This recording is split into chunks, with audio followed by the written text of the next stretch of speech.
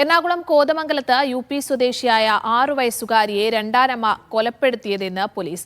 സ്വന്തം കുട്ടിയല്ലാത്തതിനാൽ ഒഴിവാക്കാനാണ് കൊല നടത്തിയതെന്നാണ് പോലീസിന്റെ കണ്ടെത്തൽ. കുട്ടിയുടെ പിതാവിന് കൃത്യത്തെക്കുറിച്ച് അറിയാമായിരുന്നോ എന്നതിൽ അന്വേഷണം തുടരുകയാണ്.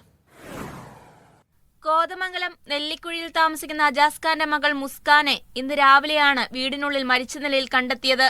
രാത്രി ഭക്ഷണം കഴിച്ച് ഉറങ്ങാൻ കിടന്ന കുട്ടി രാവിലെ എഴുന്നേറ്റില്ലെന്നാണ് പിതാവും രണ്ടാനമ്മയും നാട്ടുകാരോട് പറഞ്ഞത്. തുടർന്ന് നാട്ടുകാർ പോലീസിൽ വിവരമറിയിക്കുകയായിരുന്നു.